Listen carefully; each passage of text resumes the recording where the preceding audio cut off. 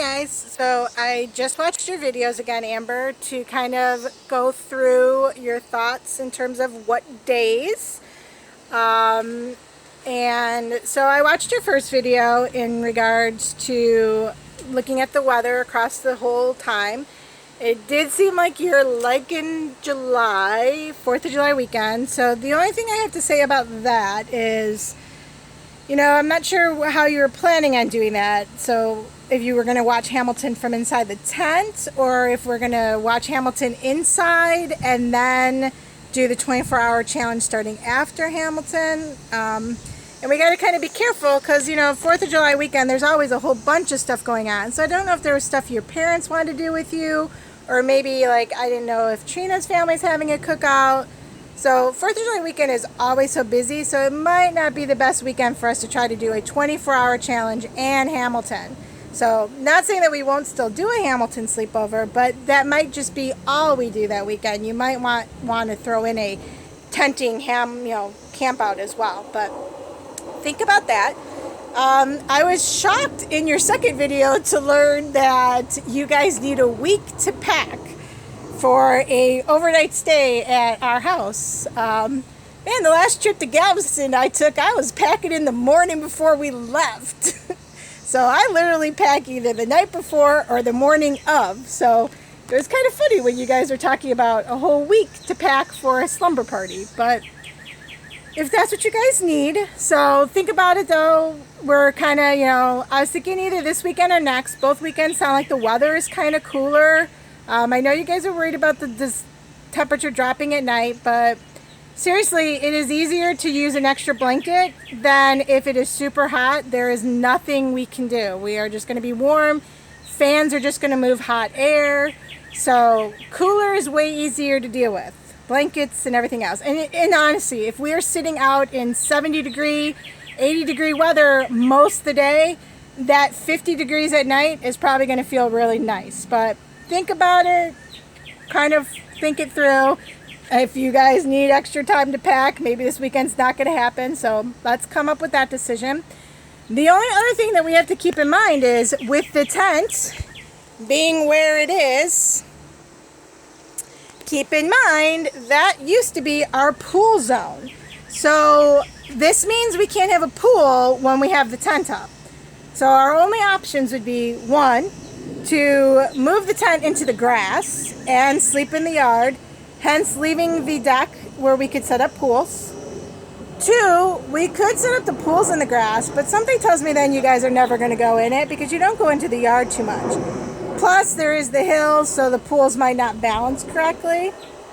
So I think that's another thing to keep in mind, especially considering the sad part that I have to take this tent down in the next couple of hours because we've got that huge storm coming in, so we don't want to risk the tent getting wrecked. So I'm definitely going to have to take it down. So this is something that we need to come to a conclusion on before I put it back up, because once I put it back up, it'll be up for the 24-hour challenge. So if you guys are kind of sad by the fact that we will not be having the ability to set up a pool at all, then we probably need to figure out where the tent's going to go. We could move it to the yard so that you could possibly have a pool on the deck. Or if the tent stays on the deck, we will probably have a water-free weekend or 24 hours, however long you're here, because we cannot be squirting water anywhere near the tent because obviously you guys might have electronics in there. We don't want our bedding to get wet or anything like that. So that's probably something we hadn't thought about that we probably need to think about in the next 24 hours or so, depending on when you're going to have this challenge. If you're going to run it this weekend, we need to decide sooner rather than later because we'll be resetting up the tent probably Thursday. If you're going to be doing the challenge next weekend, we got a little bit more time to think about it because I'll probably hold off resetting up the tent. So that's it for now. I'm going to see if I can edit the video and do like a before picture, after picture, to show you how this tent starts in a weird little bag and then it turned into that. And I'm going to cry some more about after several hours of craziness of setting this beautiful tent up, I now have to take it down. But it's the way it is. I'd rather be safe than sorry and us losing it. That obviously would not be good.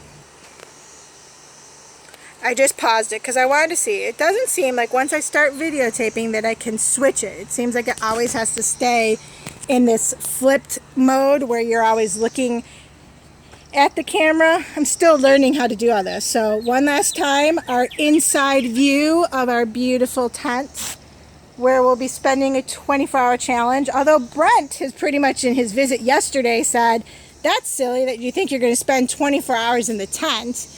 Brent was kind of saying, I bet you'll only be in the tent when you sleep at night, and the rest of the day you're probably going to be out on the deck and in the yard or stuff like that, which he could very well be right. It does get kind of warm in the tent during the day. I mean, the whole top is open and vented, so we do get some wind in here, but probably not as much as like if you're out on the deck with a breeze. So he might have a good point. We might not be in the tent except for in the evenings.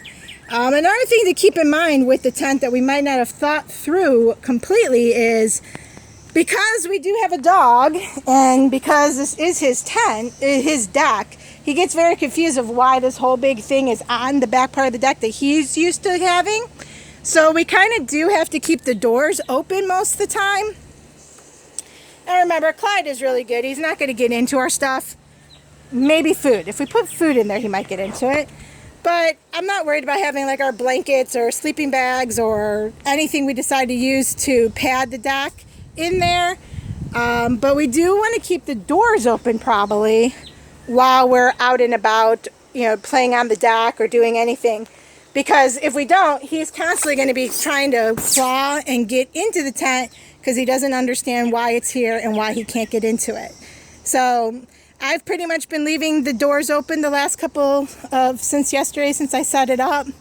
Haven't had much problems with that. You can see we do have one bumblebee in here. And we'll just, you know, shoo it out once it knows. It's kind of just confused right now because it doesn't know where the door is. It came in here and doesn't know. And then, you know, you got some gnats and bugs. And, I mean, that's just part of the wilderness. That's camping.